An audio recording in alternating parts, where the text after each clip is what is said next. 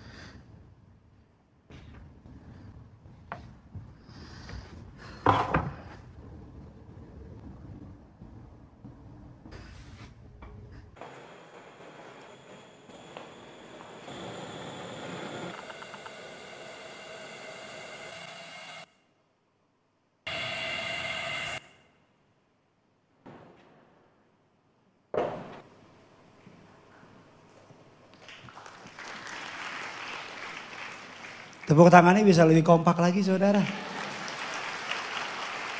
Puji Tuhan. Dan saudara lihat dari yang di sana, mari sama-sama kita buka dasar firman Allah. Yeremia 18 ayat 1 sampai dengan ayatnya yang ke-6. Saudara, saya baca ayat 1, saudara baca ayat 2, demikian seterusnya. Yang sudah di sana sama-sama dengan saya katakan, saya pasti diberkati. Firman yang datang dari Tuhan kepada Yeremia bunyinya, ayat yang kedua silakan.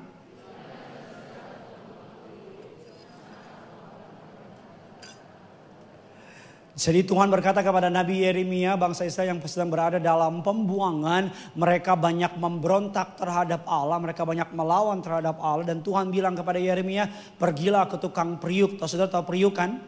Bukan kelapa gading lurus dikit saudara. Itu Tanjung Priuk saudara. Dia bilang nanti di sana aku akan berbicara. Yang ketiga, lalu pergilah aku ke rumah tukang periuk. Dan kebetulan ia sedang bekerja dengan pelarikannya. Pelarikan bicara tanah liat. Ayat yang keempat silakan saudara.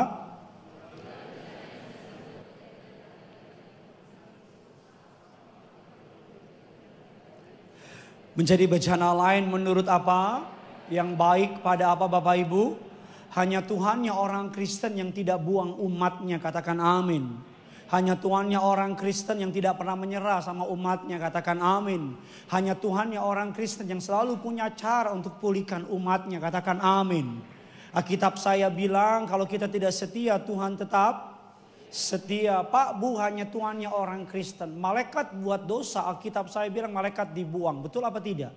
Tapi manusia buat dosa, Alkitab saya bilang dia mengutus Yesus untuk menebus saudara dan saya. Yang bangga sama kebaikan Yesus Tuhan kita. Boleh kan kasih tepuk tangan dulu buat Tuhan kita. Kemudian datanglah firman Tuhan kepadaku, bunyinya yang ke-6. Sama-sama kita baca 3, 2, ya masakan kepada kamu seperti tukang, hai kaum Israel, demikianlah firman Tuhan, sungguh di tangan tukang periuk, demikianlah kamu di tanganku, hai kaum Israel, Tuhan sedang ingin bilang sama bangsa Israel bahwa aku berhak, dapat, mampu melakukan apapun yang aku mau terhadap tanah liat. Israel di Alkitab adalah Israel fisik, tapi Tuhan sedang bilang kita Israel secara rohani. Tuhan sedang bilang, saya buka dengan sebuah statement, semua orang percaya pasti melewati proses. Saya ulang lagi, semua orang percaya harus melewati proses. Sama-sama bilang sama saya, kalau lagi diproses, jangan protes. Sekali lagi, kalau lagi diproses, jangan protes. Bilang kiri kanan saudara, kalau Tuhan lagi proses, tutup moncongmu. Amin. Karena salah satu hal yang paling Tuhan gak suka dari bangsa Israel namanya adalah bersungut-sungut. Ketika Tuhan sedang proses mereka, tanah perjanjiannya sudah siap, mereka yang belum siap. Saya ulang sekali lagi, tanah perjanjiannya sudah, mereka yang belum siap. Dosa yang paling Tuhan benci salah satunya adalah bersungut-sungut. Tahu bersungut-sungut? Ketika saudara taruh yang manis, datang dia. Bodoh amat. Saudara harus sabar, ini bulan suci. Nggak boleh marah-marah saudara. Alkitab saya mengatakan bahwa Tuhan memproses mereka. Kata membentuk dalam bahasa Ibrani menggunakan kata yasar. Yasar, sama-sama bilang sama saya, yasar. Tahu yasar kan? Kita mau ke Tamres, nyampainya ke Pamulang. Sabar, jangan emosi.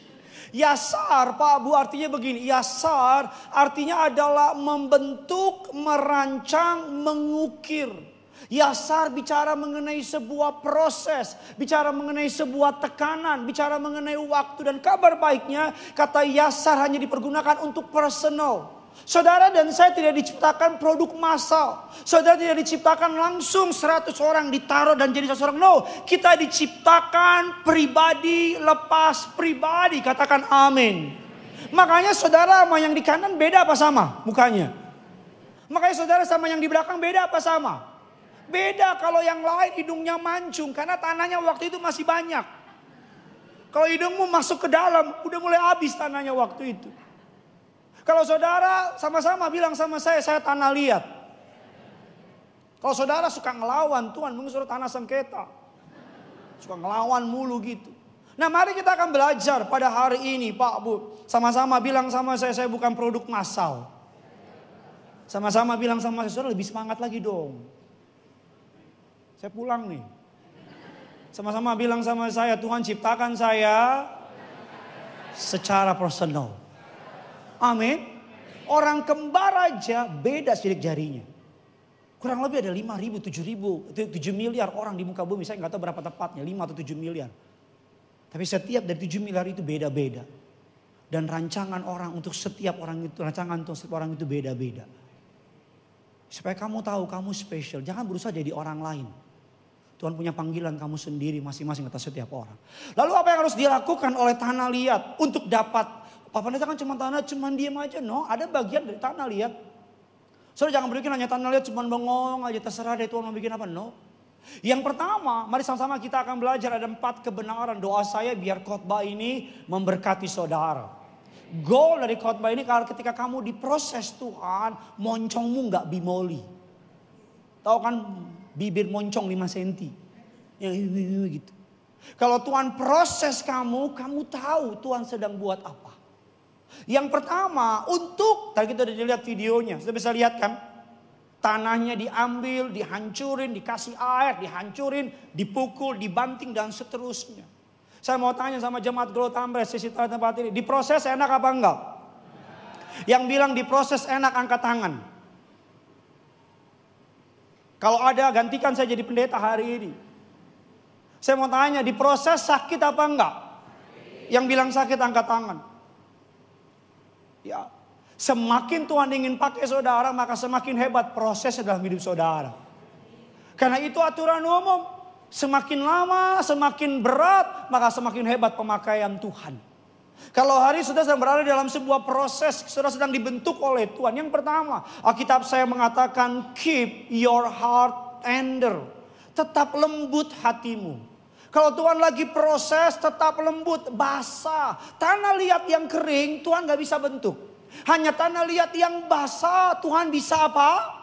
Tadi saudara lihat, tanah liat diambil dari tanah, diambil dari bawah. Dia harus dipisahkan dari kerikil. Dia harus dipisahkan dari batu. Harus dipisahkan dari yang namanya ada udara di tanah liat itu. Harus diambil dan dibasahin dulu. Mungkin hari ini Tuhan sedang ambil saudara. Batunya lagi dikeluarin. Ada hal-hal dalam hidup saudara yang sedang Tuhan hancurin. Ada hal-hal dalam hidup saudara yang kasar Tuhan sedang alusin. Mungkin zona nyamanmu sedang Tuhan goncang. Pesan saya dari mimbar ini, hatimu harus tetap lembut, harus tetap basah. Apa maksudnya? Hati yang siap dibentuk.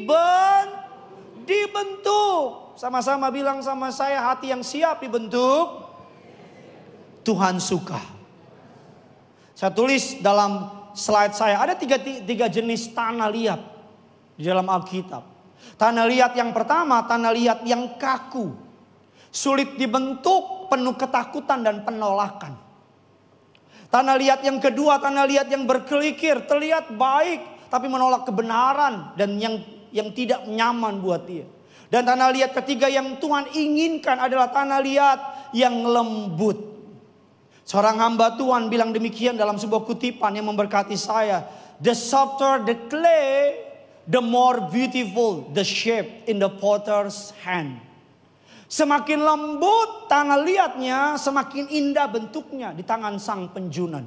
Apa kata lembut dalam Alkitab? Apa yang Alkitab bilang ketika lembut? Lembut bicara remuk hati.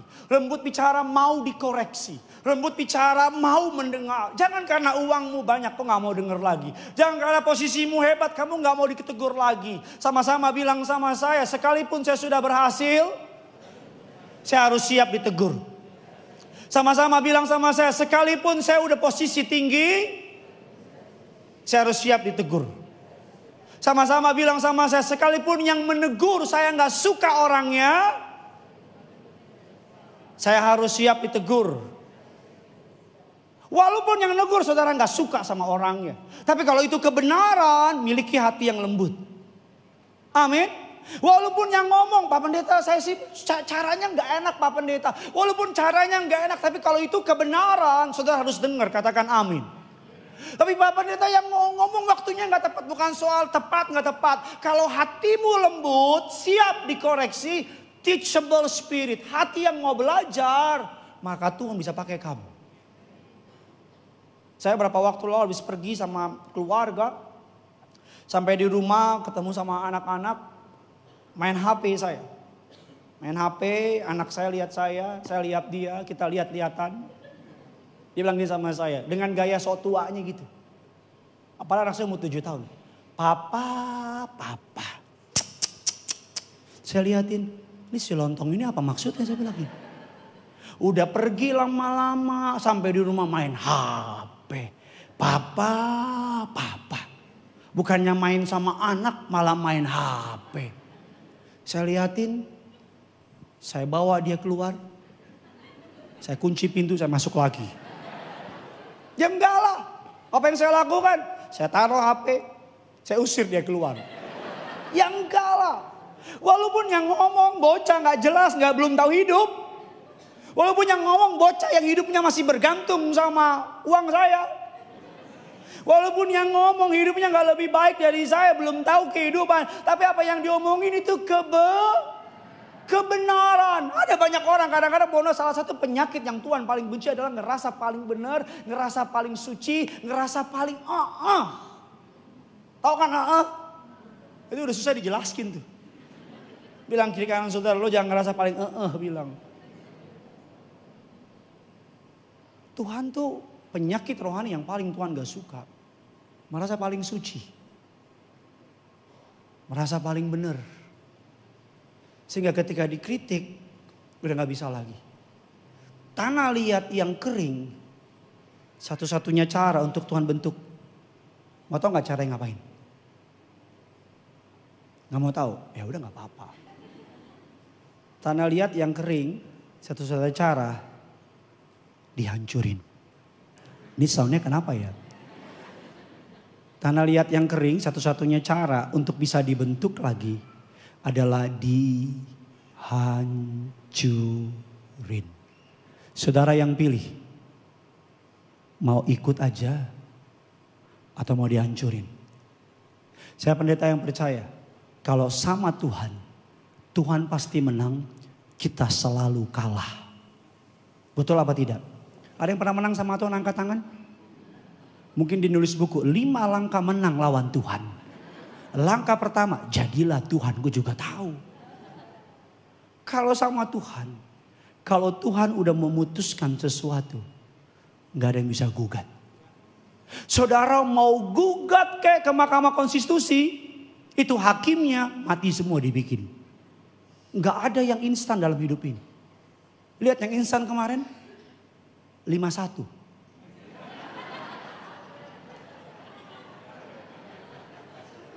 Yang tahu-tahu aja. Kalau yang gak tahu ya kita senyum-senyum aja. Kalau lo gak tahu nanti pulang tanya, apa sih 51? Saya udah nonton semangat-semangat. Udah bawa kacang, udah semua lengkap. Babak pertama 3-0. Saya matikan TV. Saya pergi dengan anak-anak. Masih berharap lagi, kirain bisa dibalas. 5-1 bos. Garuda di dadaku. Saya mau bilang sama saudara, sama-sama bilang sama saya. Kalau sama Tuhan, pasti kalah. Bilang kiri kanan saudara, kalau sama Tuhan, lemesin aja bro. Amin. Kalau Tuhan udah bilang, jangan dipaksa. Anak-anak muda, kalau Tuhan bilang terang dan gelap tidak bisa bersatu, jangan bilang Tuhan aku ingin menerangi dia. Kamu bukan PLN. Kalau Tuhan bilang jangan, dan jangan. Gak bisa dia, udah jangan. Kamu boleh punya pengetahuan teologi yang tinggi. Kamu boleh profesor, dokter, karburator, bocor, dan seterusnya. Tapi kalau kamu gak lemah lembut. Ada banyak orang ngerti firman, tapi gak melakukan. Mengetahui firman, mengerti firman, tidak mengubah kehidupan. Yang mengubah kehidupan adalah melakukan firman. Firman hanya menjadi firman selama cuma dimengerti, selama cuma dipahami. Firman menjadi kekuatan ketika kita melakukannya. Amin. Lemah lembut bos. Kalau Tuhan bilang suruh ampuni, tapi Pak Pendeta dia jahat banget. Bukan saya yang ngomong, Tuhan yang bilang. Kalau Tuhan bilang suruh kasih persembahan, tapi Bapak saya lagi susah, bukan saya yang ngomong, Tuhan yang ngomong kasih persembahan. Kalau Tuhan bilang tolong dia, Pak Pendeta saya lagi susah, kalau Tuhan yang bilang kasih, tolong dia. Jangan sampai kepalamu lebih besar daripada hatimu. Apa maksudnya? Jangan sampai kamu ngerasa lebih pintar dari Tuhan, itu maksud saya. Jangan sampai kamu ngerasa lebih tahu dari Tuhan, itu maksud saya. Jangan sampai kamu ngerasa lebih ngerti dari Tuhan. Apa yang benar bagi manusia belum tentu benar bagi Tuhan. Tapi apa yang benar bagi Tuhan pasti benar bagi manusia. Tanah liat yang pertama yang Tuhan cari adalah tanah liat yang lembut, yang basah, yang mau dibentuk. Saudara boleh pintar tapi tanpa penundukan diri, tanpa lemah lembut sama Tuhan, Tuhan gak bisa pakai kamu. Amin. Yuk kita berikan kemuliaan dulu, tepuk tangan buat Tuhan kita. Jaga hatimu, apalagi di bulan yang suci ini. Kita suka dengarkan di bulan suci ini kan. Jagalah hati, jangan kau nodai. Jagalah hati. Sama memang kita kan. Bila hati sedang susah, pikiran pun, mari sembah dia. Yang kedua, apa yang harus dilakukan oleh tanah liat? Yang pertama, tanah liat harus tetap basah untuk mudah dibentuk. Yang kedua, apa yang harus dilakukan tanah liat? Yang kedua, Christ-centered living. Bahasa gampangnya begini, tetap di tengah. Tetap di tengah. Dalam konteks kerajinan tembikar, ada satu prinsip penting yang harus diketahui oleh seluruh penjunan. Oleh seluruh tukang periuk. Bahwa tanah liat harus diletakkan di tengah roda penjunan. Karena jika tanah liat tidak berada di tengah, tanah liat akan goyah. Akan gak stabil. Akan sulit dibentuk. Kalau tanah liat ke kiri, akan hancur. Kalau tanah liat ke kanan, akan hancur. Kalau tanah liat ke bawah, akan apa? Satu-satunya yang membuat tanah liat tetap dapat dibentuk adalah dia tetap di Di tengah. Karena ketika pencurian menggerakkan rodanya mulai gerak, maka mulai berputar. Kalau dia ke kiri atau ke kanan atau bahasa gampangnya kabur, yang bikin tanah liat hancur bukan tangan pencurian. Yang bikin tanah liat hancur karena tanah liat lari. Saya mau bilang sama saudara yang kedua. Sekarang lagi ada hashtag kan, kabur aja dulu. Saya pakai hashtag dari mimbar ini. Tinggal aja dulu. Kalau Tuhan lagi proses, jangan lari. Saya tahu sakit. Saya tahu nggak enak. Saya tahu mungkin ada air mata di sana. Saya tahu mungkin ada pengkhianatan di sana. Saya tahu mungkin nggak nyaman. Mungkin kamu teriak, Tuhan, acit nai. Itu bahasa para rabi pada zaman dahulu itu. Sakit Tuhan, gak enak Tuhan. Jangan lari. Jangan lari. Karena kalau kamu lari dari proses ini, kamu ambil shortcut. Kamu lari sekarang, pegang omongan saya. 5 tahun kemudian, 2 tahun kemudian, 3 tahun kemudian, ketemu lagi. Gak ada yang bisa lari dari proses Tuhan. Gak ada. Kamu bisa menundanya, tapi kamu tidak bisa meninggalkannya. Kamu bisa bersembunyi, lihat Yunus. Dia lari dari proses Tuhan. Tuhan tangkap. Cepat atau lambat proses dalam hidupmu bukan tergantung Tuhan. Tapi tergantung kamu. Saya ulang lagi. Cepat atau lambatnya proses pembentukan Tuhan bukan tergantung Tuhan. Tapi tergantung siapa? Ini ada orang gak sih? Tergantung siapa? Sama-sama bilang sama saya. Cepat atau lambat proses Tuhan bukan tergantung Tuhan. Tapi tergantung saya. Amin. Ada orang di gereja yang saya gembalakan, ngelamar pelayanan. Saya lihat dia punya CV-nya. Udah 12 gereja dia layani. Gak suka dikit sama gembalanya, pindah. Marah dikit, pindah. Gak suka sama WL-nya, pindah. WL-nya gak baik, pindah. Koordinatornya gak baik, pindah. Soundnya gak baik, pindah. Sampai sebelum Tuhan datang kedua kali, dia udah mengutari seluruh gereja di Indonesia. Setahun yang lalu, tepat setahun yang lalu, saya tuh ditawarin sama orang, ada jemaat yang saya kenal. Pak Pendeta, saya lihat Pak Pendeta lagi ada masalah di Indonesia. Kami orang-orang diaspora di Kanada, di Ottawa, atau Ottawa kan, yang kalau ada orang lucu, sabar ya. Kami ada gereja diaspora di Ottawa. Pak Pendeta mau nggak jadi gembala di sini? Udah ada rumah, semua disediakan. Saya tanya istri dong. Saya tanya handuk.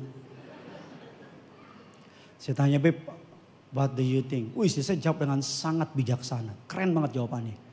Terserah kamu. Keren kan? Keren ya?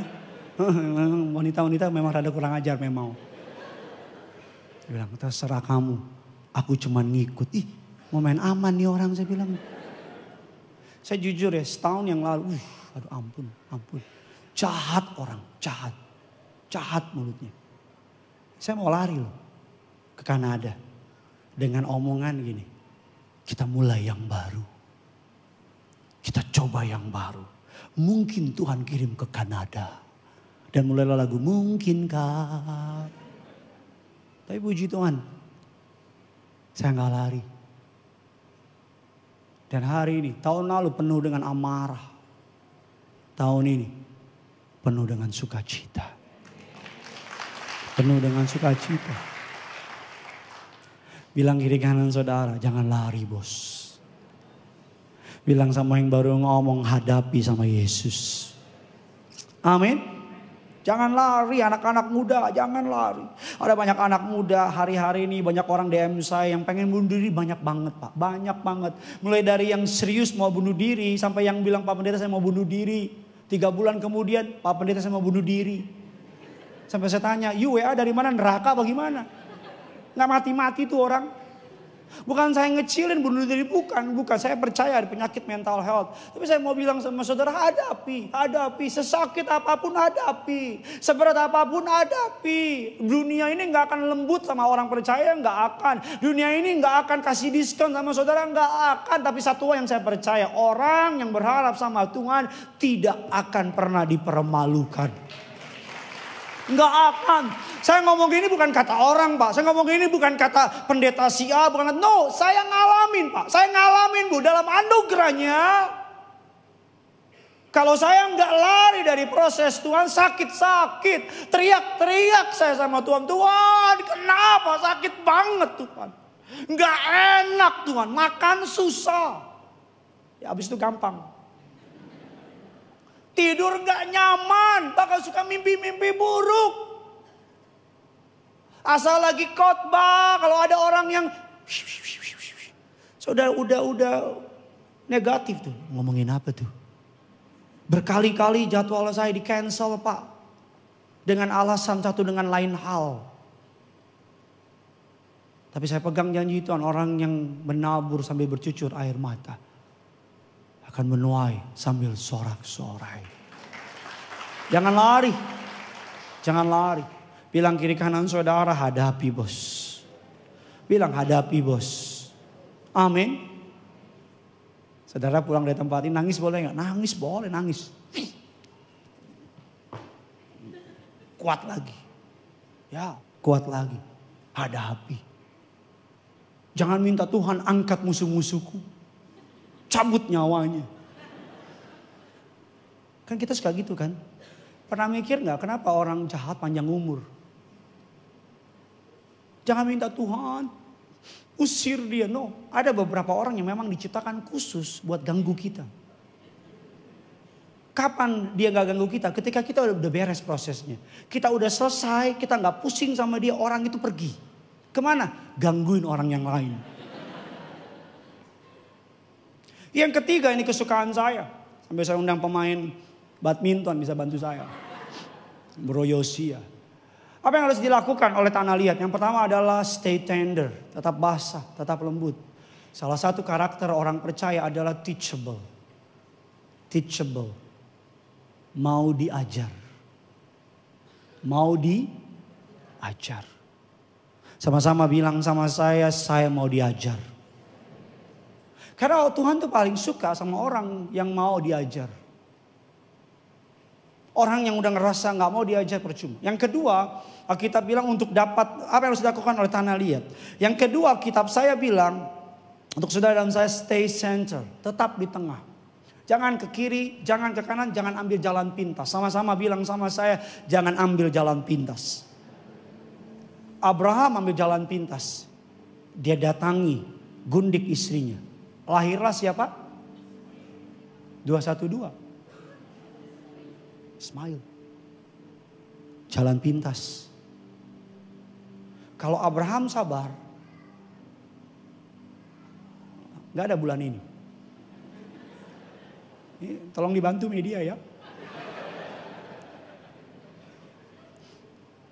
Yang ketiga ini kesukaan saya. Apa yang harus dilakukan oleh tanah liat? Yang ketiga adalah stay yielded. Apa yielded? Dalam bahasa Inggris yielded artinya menyerah dengan sukacita. Dalam bahasa Inggris yielded artinya tunduk, rela, tidak melawan. Saudara boleh punya hati yang lembut, saudara boleh tetap di tengah. Tapi kalau kamu melawan tetap aja Tuhan gak bisa proses. Kalau kamu ya hatimu lembut, hatimu mau dengar, kamu tetap di tengah, nggak pergi kemana-mana. Tapi kalau Tuhan proses, kamu komplain, Tuhan gimana, Tuhan nggak bisa buat apa-apa. Stay yielded. Udah rela aja, rela. Selama kamu gak rela sama masalah yang kamu hadapi. Kamu bilang, Pak Pendeta kan saya kan gak jahat. Tapi kan dia yang jahat. Pak Pendeta gak gitu loh ceritanya loh. Ceritanya itu begini-gini, saya difitnah Pak Pendeta. Saya tuh gak rela. Selama kamu gak rela, maka prosesnya akan muter. Kenapa bangsa Israel 40 tahun di padang gurun? Padahal dari Mesir ke tanah perjanjian cuma 2 minggu paling lama. Kenapa mereka butuh 40 tahun? Karena mereka gak lulus. Mereka apa Pak Bu? Gak lulus. Mereka muter aja terus. Jatuh kesalahan yang sama terus. Selama kamu gak rela sama masalah yang kamu hadapi. Selama kamu terus membela diri. Selama kamu bilang, Pak Pendeta saya gak salah. Dia yang salah, saya gak terima Pak Pendeta. Gak akan pernah habis proses Tuhan sama kamu. Di sini siapa yang pernah ke dokter gigi? Boleh angkat tangan. Ini gak angkat tangan, jorok banget loh. Semua pernah kan? Kalau kamu ke dokter gigi, yang disuruh buka mulut apa dompet? Mulut kan? Ketika bor mulai masuk. Dokter gigi suruh ngapain? Bos katanya pernah. Suruh ngapain? Diem ya. Betul gak? Karena kalau udah masuk gini. Terus kita sebentar mau ambil HP. Betul gak? Betul gak? Hal yang sama. Tuhan minta kamu untuk diem. Tutup moncongmu. Jangan banyak ngomong. Kadang-kadang kita kalau punya masalah. Malam berlutut. Siang membela diri. Halo. Malam nangis minta Tuhan tolong. Siang hari. Sibuk di story. Story kita tiba-tiba langsung storynya gelap. Langsung tulisannya. Tuhan Maha Adil.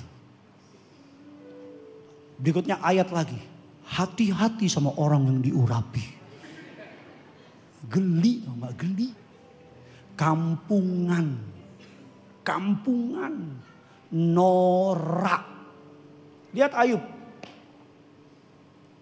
Selama Ayub masih ngelawan Tuhan. Betul apa tidak?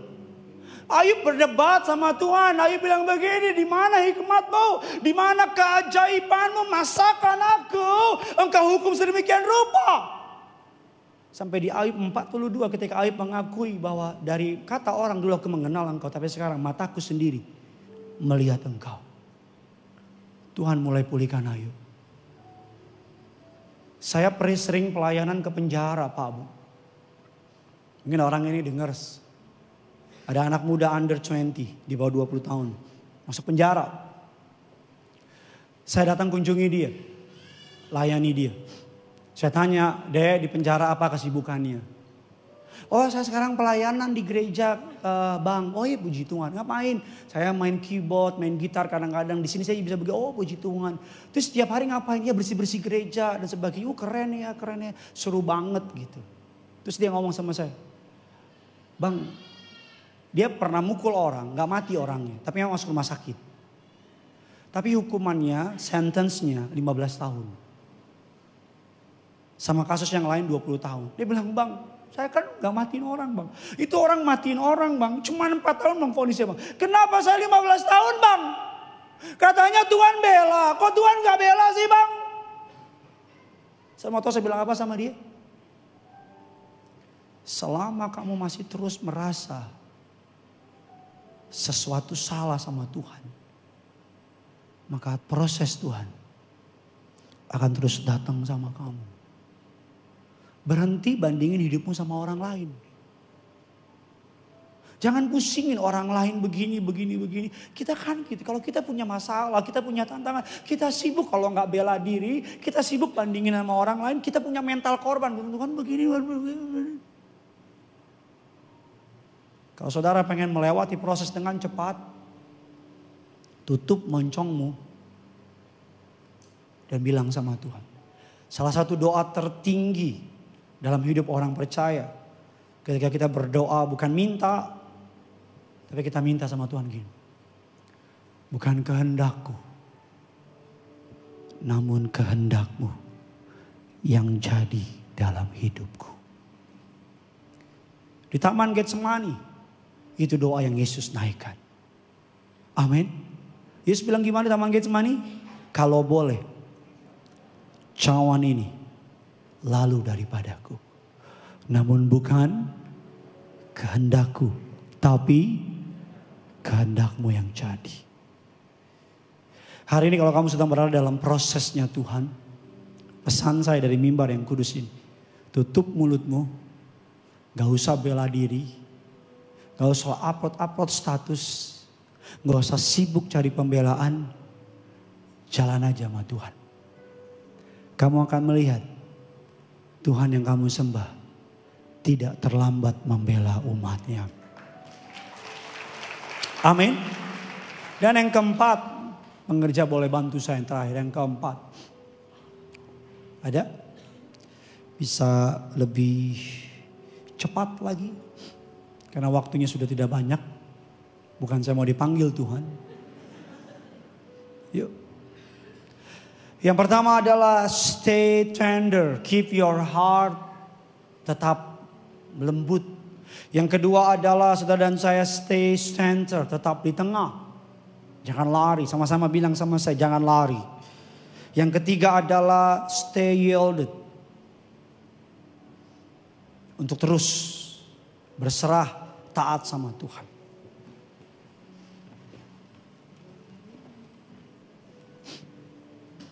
Yang keempat, yang terakhir, don't envy, be grateful.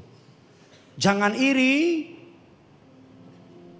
mengucap syukurlah. 3 yang di depan adalah hasil dari tangan penjunan. 3-tiganya melewati dapur perapian. 3-tiganya dihancurkan, dibentuk, dibakar. Tapi masing-masing 3-tiganya memiliki tugas masing-masing. Yang ngerti bilang amin dulu. Bisa kebayang gak kalau yang ini iri sama yang ini? Gila, dia gede banget nih, gue kecil banget nih. Tuhan gak adil nih Tuhan. Atau yang ini iri sama yang ini. Gila, gue gemuk banget, dia kurus banget. Mana sih? Atau ini dua-duanya membentuk rombongan rosa. Rombongan sakit hati. Terus ngomongin, gila nih gue tahu nih uangnya. Gue tahu dia kan uangnya. Saudara jangan ketawa, mikir. Karena salah satu penyakit orang Kristen adalah gak bisa menghandle keberhasilan orang. Kalau kamu lihat orang berhasil dan kamu mulai ngomongin keberhasilan, kamu mulai cari-cari kesalahannya, bukan yang salah, orang itu hatimu yang salah. Belajar punya besar hati bos, belajar punya hati yang luas bos, belajar untuk berbahagia sama keberhasilan orang. Kita kadang-kadang tetangga yang beli kulkas, kita yang kedinginan.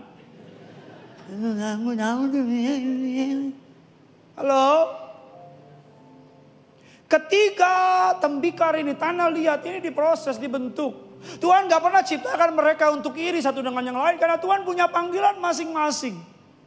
Tuhan punya panggilan atas yang besar, atas yang coklat dan atas yang ini. Masing-masing punya jobnya sendiri, punya partnya sendiri. That's why kenapa Tuhan ciptakan kamu dengan kayak begitu. That's why kenapa mamamu harus dia, papamu harus dia. Kenapa kamu harus lahir sebagai orang Indonesia dan seterusnya. Karena Alkitab bilang dia tahu apa yang dia perbuat.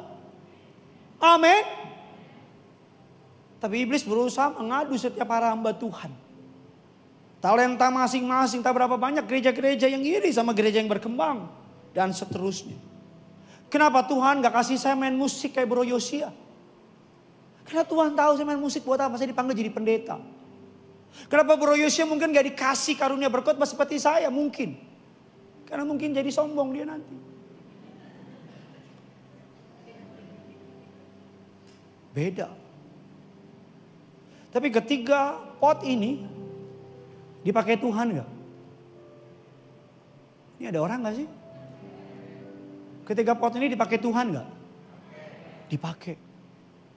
Ketiga-tiganya dipakai Tuhan. Saya mau tanya, proses ini sama ini sama apa beda? Semakin besar potnya, semakin lama diprosesnya, dibakarnya. Saya sering tanya orang, untuk kecil kayak begini 3 jam. Untuk kayak begini, I don't know, tergantung bisa 2-3 jam. Untuk kayak begini, bisa lebih lama. Kalau kamu berani iri sama mobil orang, berani iri juga dong sama harga yang dia bayar untuk punya mobil itu. Kalau kamu berani iri sama karunia orang, iri juga dong sama jam doanya. Halo? Kalau kamu berani iri sama pencapaian seseorang, iri juga dong. Sama harga yang dia bayar. Ada orang bilang sama saya, hebat ya gereja yang dipimpin oleh dalam anugerah Tuhan oleh Gideon. Udah sekian ribu segala macam. Dia nggak tahu aja prosesnya Tuhan gimana. Betul apa tidak? Masing-masing dipakai Tuhan. Yang ini dipakai mungkin buat jadi minum, bisa taruh bunga. Ini mungkin bisa pot, atau mungkin kalau saudara nggak punya piring bisa makan dari sini.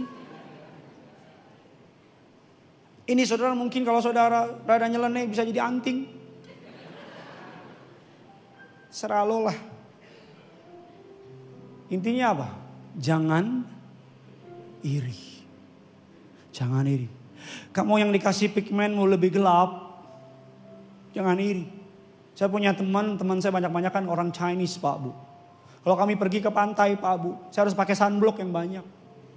Dia Bu cuman merah. Malamnya udah putih lagi. Kalau kita beda panggilannya. Kalau memang rambutmu keriting, jangan kau lurus-lurusin. Kau lurus-lurusin, kau ibadah keringetan keriting lagi. Kalau memang berat badan tinggimu nggak seberapa, jangan foto gini-gini.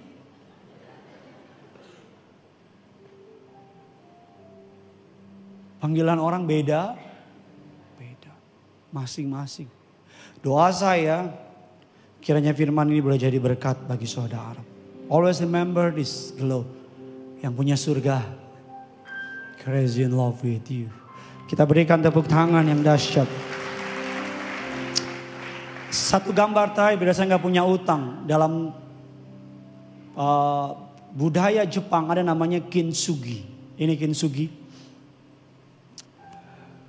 Kintsugi, kin artinya emas, sugi artinya sambungan.